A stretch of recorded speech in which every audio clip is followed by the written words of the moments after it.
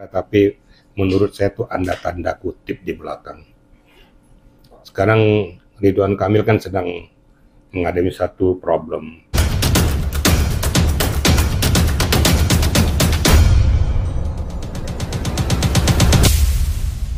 Baik, terima kasih. Ya. Assalamualaikum warahmatullahi wabarakatuh. Selamat siang dan salam sejahtera untuk kita semua. Jadi memang ini suatu peristiwa atau fenomena yang pelik ya, antara dua manusia dan mungkin di belakangnya. Jadi kalau saya katakan mungkin di belakangnya, ada di belakangnya yang mempromosikan atau mempromotori. Gitu loh. Karena peristiwa ini kan kalau saya selama ini kan saya ikuti terus ya. Ini kan peristiwa kan beberapa tahun yang lalu, 4 tahun atau 5 tahun yang lalu. Sebenarnya saya tuh geli dengar cerita seperti ini. Antara dua anak manusia yang kita belum jelas komposisi pastinya, ya. Terus tiba-tiba booming pada saat sekarang ini. Saya kalau ambil dari satu sisi, ya, dari sisi Lisanya ya. Loh ini baru bangun tidur atau apa? Kenapa baru peristiwa sekarang seperti kayak gini baru booming dipublikasikan? Ada apa maksud faktor di belakang ini? Yang kedua, kan tahu siapa namanya Ridwan Kamil selama ini siapa. Kenapa baru sekarang dia ngomong? Ya kalau dia tahu tuh kan dia kan sudah tahu bahwa posisinya Ridwan Kamil itu apa. Dia kan seorang wanita yang dewasa. Kenapa mau melakukan itu? Seketika dia melakukan itu berarti dia berani bertanggung jawab tentang dirinya sendiri. Karena dia bukan anak kecil. Nggak ada unsur paksaan. Kalaupun itu terjadi. Ya. Kalaupun itu terjadi. Nah, ini peristiwa ini kan peristiwa manusia yang tidak ada kaitannya dengan orang lain. Dan sering dilakukan orang banyak kok. Kenapa dia booming kan sekarang mentang-mentang Ridwan Kamil itu public figure. Saya bukan membela Ridwan Kamil sini, tapi suatu hal yang tidak elok sebagai seorang wanita. Ya. Wanita sama dengan menjatuhkan dirinya sendiri pada saat dia melakukan seperti kayak gini. Berarti kamu wanita nggak benar. Menurut saya begitu. Kalau saya kan ngomong belak-belakan. Kalau wanita kau benar, harusnya kau malu untuk ngomong seperti ini. Dan tidak ada sangkut dari salah hukumnya, nggak ada. Apa yang mau dituntut sama Ridwan Kamil di sini? Emang diperkosa? Emang dipaksa? Kan enggak, kan berlanjut berjalan terus. Kenapa tiba-tiba sekarang dia muncul? Ada apa di belakang ini? Saya yakin dan percaya bahwa ini akan berjalan seperti itu. Percaya aja dengan saya. Bahwa perbuatan yang dia lakukan ini sudah perbuatan yang tidak baik sebenarnya. Ada niat-niat tertentu di belakang ini. Nah, saya berharap juga daripada kita nih ya, lawyersnya ini ya berpikir juga gitu loh. Kita ini laki-laki loh. Jadi kita harus berkaca kepada apa yang kita lakukan gitu. Itu dari sisi sananya ya. Dari sisinya Ridwan Kamil sendiri. Dia seorang public figure.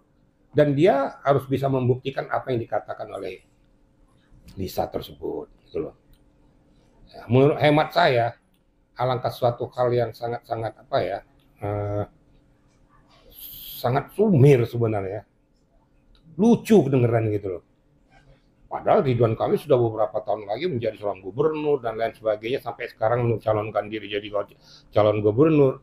Gak booming, sekarang booming. Tujuan tertentunya apa? Menurut hemat saya, Ridwan Kamil itu harus berdiri tegak. Kalau memang seandainya benang merahnya terbukti nanti bahwa ini adalah sudah membawa menggiring kepada pencemaran nama baik, menggiring kepada daripada Ridwan Kamil, tuntut balik saja. Pencemaran nama baik tuntut dia. Ini yang sangat-sangat saya anggap yang sangat-sangat tidak manusiawi. Sebagai seorang, bukan gara-gara saya seorang laki-laki, tapi nggak pantas lah. Ya. Kecuali kalau peristiwanya sekarang dia sudah ngomong, baru ini peristiwa udah 4 tahun yang lalu. Waktu enak-enak dia nggak ngomong. Kalau sekarang yang apa adanya aja. Lagi dia seru-serunya nggak ngomong, sekarang baru ngomong. Ada apa dengan kamu? Nah, ini yang perlu harus didalami gitu loh, kira-kira gitu ya. Pak Jeda, kalau dari kemarin preskon itu kan dia kan begitu vulgar dan belak-belakan ya. Dan itu juga kan teman-teman media bertanya, ada nggak bukti chatnya? Sudah terhapus? Jawabannya seperti itu kan. Dan ini bisa menjadi pidana nggak sih pada akhirnya? Sudahlah, saya kan sudah ikuti semua. Menurut hemat saya, pihak Ridwan Kamil ambil langkah hukum. Jangan diem aja, jangan hanya kasihan dong daripada karir dia sendiri. Kasihan daripada kalau tidak bergerak, tidak membuat satu langkah. Lucu saya bilang tuh, ya. Sekali lagi saya bilang lucu. Seorang wanita tiba-tiba bicara seperti kayak gitu, ada apa? Dia bukan anak kecil, dia orang dewasa. Ditanya ini udah terhapus, ditanya ini udah terhapus. Dihapus di mana? Apa dihapus di dalam dunia gelap apa? Ya, ini kan lucu kan gitu. Jadi Pak Janda sendiri melihat dan menganalisa bahwa itu ada kejanggalan dalam proses konferensi. Menurut hemat saya seperti itu ya. Pokoknya ada, terlepas benar atau tidak, sudah ada niat tertentu untuk menjatuhkan Ridwan Kamil. Itu inti critical point-nya. Dan apa yang dilakukan oleh yang bersangkutan tidak akan berbuah hasil. Percaya dengan saya. Oke, mungkin lebih baik bisa bangun dari mimpi ya, seperti itu dalam artian. Ya bermimpi lah. Kamu ngapain sama Ridwan Kamil? Sekedar bangun berarti. Ya mohon maaf aja, lebih cantik istrinya. Saya lihat kok dari Ridwan, dari yang bersangkutan saya udah lihat mukanya kok. Tapi kan ini pertanyaan masalah anak. Sudah pasti. Ya. Masalah kayak gitu kan harus betul-betul diverifikasi benar gitu loh. Dan sekarang baru dia bicara, yang paling ironis itu aja. Sekarang baru bicara, kok kemarin-kemarin kemana aja, kemarin-kemarin hilang tanpa bekas. Kalau saya memperhatikan ada sesuatu di balik ini, apakah ada kemungkinan unsur pemerasan dan lain sebagainya? Jangan mau, Ridwan Kamil harus berdiri tegak. Nggak ada relevansi hukumnya, nggak ada. Oh ini kalaupun terjadi perbuatan sama-sama suka, sama-sama orang dewasa kok, hukumnya di mana? Nanti kasarnya mohon maaf. Lo kan gue bayar, kalau gitu gimana sih? Nanti kalau lo gue bayar, makanya lo mau, berarti kan sama dengan apa kira-kira itu? Titik-titik. Nah, tanda kutip kan? Nah, harusnya malu ngomong itu gitu loh. Malu. Apalagi mempublikasikan Solor sudah hebat, udah mana ngomongnya belepetan lagi. Ngomongnya kagak jelas lagi. Ditanya A, jawabnya B. Nah, ini kan kelihatan sekali nih kan. Kayak di skenario kan gitu loh. Saya nggak peduli biar dengar nggak apa-apa gitu loh. Janganlah cara-cara yang seperti ini cara-cara yang betul-betul apa?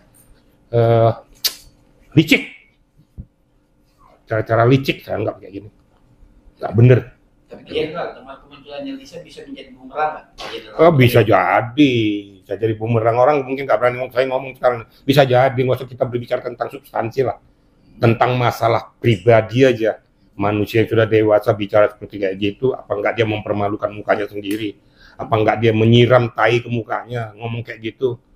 Orang akan menilai, lo perempuan apa dong kalau gitu? Kan kayak gitu, kalau berani seperti gitu ya silakan aja banyak seperti itu, tapi jangan seperti itu. Ini kan kesannya kan seperti seolah-olah supaya menyudutkan Ridwan Kamil, apa tujuan tertentunya? Enggak, Ridwan Kamil tidak akan tersudut gara-gara ini. Saya percaya Ridwan Kamil itu bukan orang bodoh. Dia juga ngerti, dia juga paham tentang hukum. Menurut hemat saya berdiri tegak saja, siapapun di belakangnya ya babat aja, nggak ada urusan. Harus begitu gitu loh. Ridwan kan gak usah diem, pengacara ngomong, buktikan gitu loh.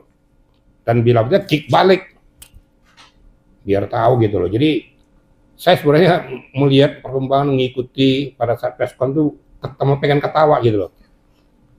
Karena saya orang hukum, ini orang manusia lagi makan obat atau lagi kumur-kumur gitu loh. Ditanya media lain, jawabnya lain. Ditanya ini lupa, tanya ini hapus, terhapus segala macam. Nggak substantif sudah. Malu lah dikit gitu loh. Saya nggak kenal dengan Ridwan Kamil. Tapi saya berbicara atas nama hukum, bicara tentang apa fakta dan realita gitu loh. Kalau Anda juga media yang seorang wanita, malu nggak Anda kalau mempublikasikan diri sendiri hal yang jelek seperti gitu? Harus malu. Ingatkah saya dulu mundur gara-gara apa? Waktu kasus Rofi. Karena sudah bicara tentang yang sensitif. Harusnya sebelum bicara tentang itu malu, berkaca dulu pada dirimu. Kenapa kamu lakukan dulu? Harus begitu gitu loh. Ya saya sedikit agak keras, bukan apa, selama ini saya diam-diam aja. Banyak media minta pendapat saya biarkan dulu lah, udah enggak lah.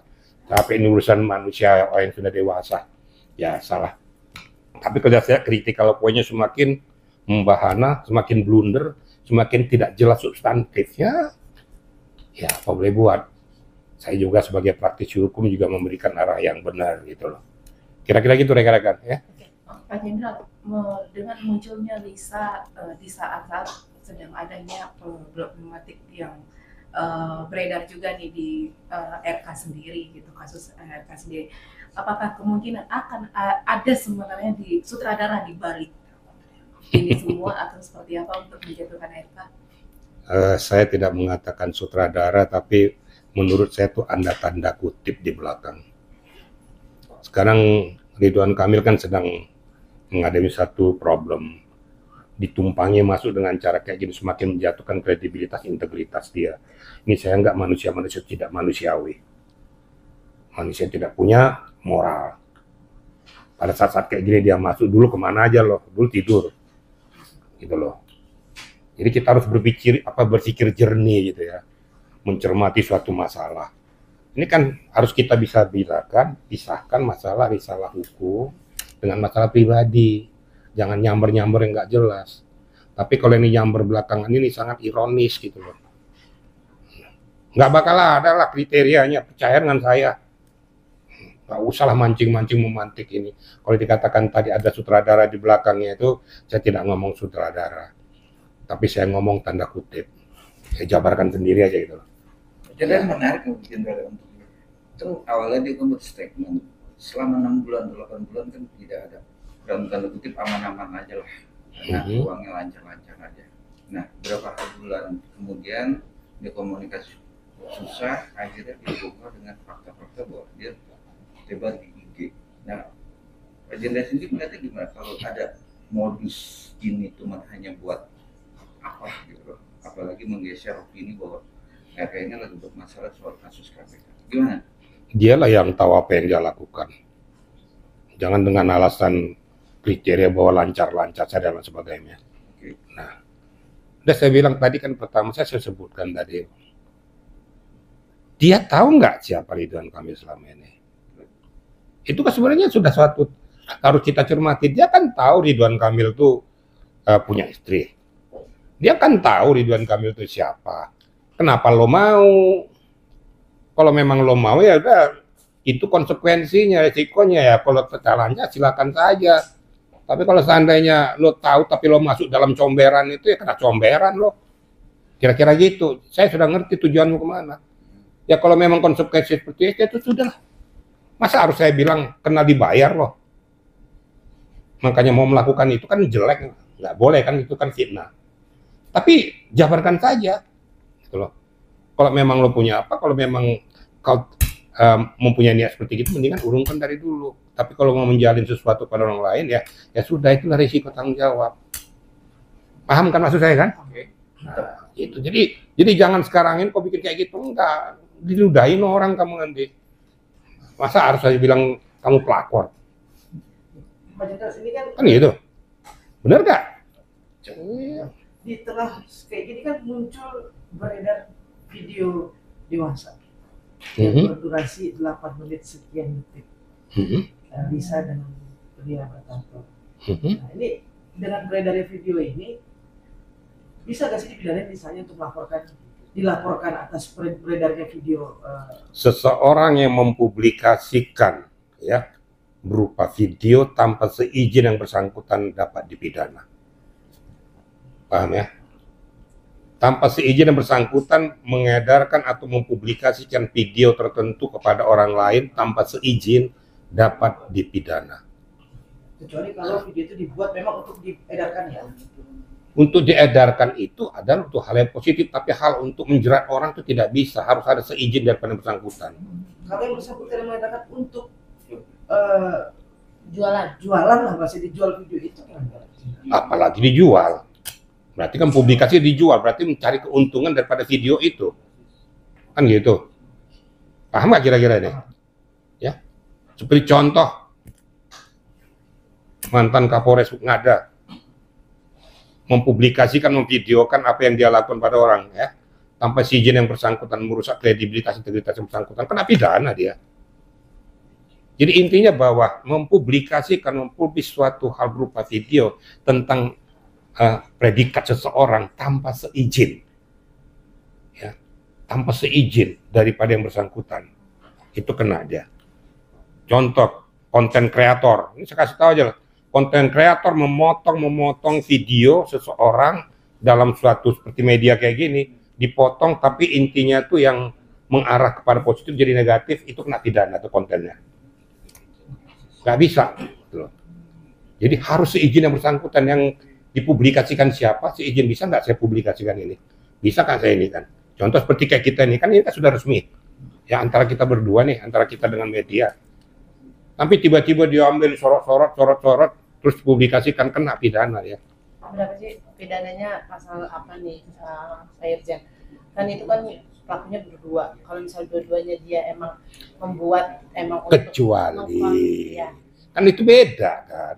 Kecuali kesepakatan kedua belah pihak, seperti contoh dulu ya, mohon maaf, ada salah satu aktor artis mempublikasikan itu. Udah tahu kan siapa itu kan dulu ya, dengan inisial CT ya, dengan satu lagi perempuannya itu dia publikasikan, dia bermain itu kena pidana. Itu memang dengan sengaja, tapi kan seizin yang bersangkutan juga, dia tahu dong dipublikasikan kok. Nah, itu kan beda gitu loh. Tapi tanpa seizin tiba-tiba diam-diam dia lakukan itu, kena dia. Itu memang sengaja untuk menjerat, sengaja untuk menjebak.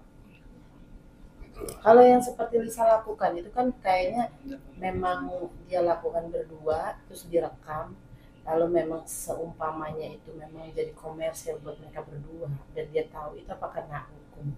Dan konsumsi pribadi. Konsumsi justru emang dibikin buat sekarang kan banyak. Saya paham maksud kau cuci Lisanya sendiri. Iya. Ridwan Kamil setuju. Bukan, itu video ini kan video syurnya Lisa bersama orang lain yang 4 menit berapa menit itu. Nah, dia membuat video itu, tapi memang seandainya itu dikomersilkan, dijual ke saya setuju. Saya sudah tahu, paham. Apa kena pidana dan kena dong. Seperti apa? Kena dong deh. Ya. Kena. Jadi kena di undang-undang IT juga dia kena, ya. Dia mempublikasikan untuk mencari keuntungan dengan cara seperti itu. Mengunggah video porno. Itu video porno udah. Mempublikasikan, komersilkan diri supaya dijual, dikomersilkan. Ya kan saya udah kasih contoh tadi. Kabar yang ada tuh, dia jual video itu ke Australia mengunggah tahu. Kena pidana. Kan dipecat sekarang tuh. Pasal apa sih Irjen, dan berapa hukumannya kalau memang dia terjerat dalam kasus itu? Ini namanya itu di dalam tindak susila ya. Susila di undang-undang IT kena, tapi tentu kalau sudah kau sebut sebagai penerapan pasal itu urusan penyidik. Karena saya mantan penyidik. Nggak boleh saya mengarahkan penyidik untuk menerapkan pasal itu. Ini kadang-kadang pengacara dodolnya di situ. Dia pengacara tapi mengarahkan kepada penyidik kena pasal sekian-sekian, belum tentu pasal itu. Tapi saya katakan bahwa itu kena undang-undang IT tentang video porno, mengkomersilkan, mencari keuntungan dengan mengomersilkan diri. Video porno kena undang-undang IT kena, kemudian susila juga kena di KUHP. Pasal berapa? Serahkan pada penyidik pada saat pemeriksaan berlanjut. Kan gitu. Cukup berat nggak hukumannya? Berat lah. Cukup berat. Pasti kena dia, ya. Apalagi dipublikasikan dengan mencari keuntungan. Kamu mencari keuntungan nih. Nah, kira-kira aja kok manusia-manusia seperti kayak gini memang mempunyai niat yang jelek. Tapi jika memang ada yang melapor tentang video itu di luar konsep ini untuk menjatuhkan si Lisa, itu bisa atau seperti apa? Nggak usah dilaporkan kalau memang itu ternyata benar dilakukan, ya. Tanpa dilaporkan itu kan pidana murni. Sekarang contoh aja, saya nyangkut aja. Nikita Mirzani, anaknya Loli, dengan Fadel, walaupun mereka mau melakukan restoratif justice, silakan saja berdamai, tapi pidananya nggak bisa, karena itu pidana murni, bukan delik aduan. Itu tercakup di dalam KUHP yang mengaborsi di bawah umur tanpa melalui etika prosedur, pidana. Walaupun mereka berdamai tetap pidana. Itulah kira-kira. Jadi bisa dibedakan gitu ya. Nah, seperti yang Anda katakan tadi, kena, tetap kena. Contoh sudah ada lah. Kan kayak gitu. Oke? Oke. Oh, enggak, jadi satu lagi mungkin Pak Jenderal, itu tadi kan nggak harus dilaporkan ya. Bahwasannya kan juga Lisa juga sempat mengakui bahwasannya dia juga mempromosikan judul. Tanpa dilaporkan. Tanpa dilaporkan, artinya pihak kepolisian harusnya sudah bisa Ya, bergerak sendiri. tanpa dilaporkan pun, kalau itu sudah menyangkut etika susila, tanpa dilapor pun kena pidana dia. Kan saya bilang itu pidana murni. Ya, pidana murni tanpa orang lain melaporkan kena. Termasuk pengakuannya Lisa yang Apalagi mempromosikan judul. apalagi diakui. Judul. Masalah judul diakui berarti kau tahu kenapa kau berani ngomong kayak gitu, kena kamu. Ya sudahlah, kriteria manusia kan sudah jelas. Jadi gini Pak Jenda, dari poin benang merahnya perkara RM dan RK itu, konotatifnya dibilang kata DS dan A itu harus dijalanin atau tidak untuk membuktikan satu sama lain tidak ada fitnah. Silakan saja mau dijalani, tapi pada kriteria hukumnya itu nggak bisa masuk dalam aspek. Gitu loh. Kenapa lo sekarang tes DNA lo dulu kemana aja lo, berarti lo siap gitu loh. Kalau saya selalu berdiri tegak di tengah, saya tidak kenal Ridwan Kamil, tidak kenal dengan saya, tapi saya tegak di dalam hukum. Menurut hemat saya, laporkan saja. Jadi pengacara juga jangan diem aja, menerima situasi kondisi itu. Tidak laporkan, kick balik. Untuk Ya untuk sini saja di kick balik, dilaporkan balik. cemara baik. Iya dong. Kan saya udah bilang, lo kemana aja selama ini? Lo mau melakukan kayak gitu, kenapa? Alasan dia alih video karena ada perjanjian saat itu. Perjanjian, kalau kan ada perjanjian, udah tahu nggak kok siapa Ridwan Kamil? Saat itu alasannya lagi di bawah 22 tahun dia tidak belum tahu apa-apa dan dia menganggap sebagai Siapa yang bilang? Oh, dia udah dewasa kok. Jangan ngarang-ngarang tuh. Dia kalau udah dibayar begitu, jenderal berarti udah putus ya jenderal. Sekarang kan kan bahas halus saya katakan tadi. Siap. Lo dapat duit, terus status lo sebagai apa? Terus lo gugat-gugat orang. Lo tahu nggak Ridwan Kamil itu siapa? Kan bukan sendiri. Jadi kapasitas, Berarti siap tuh resiko konsekuensi seperti itu, ya sudah. jadi status anaknya ini, Apanya? status hukum anak atau Ya itu silakan saja nanti penyidik akan menindaklanjuti. Emang sudah pasti? Kalau sudah pasti nanti ada kriterianya, kan gitu. Maka saya bilang untuk membuka Pandora ini Ridwan Kamil harus bicara, gitu loh. mantap. Jangan diam aja. Iya,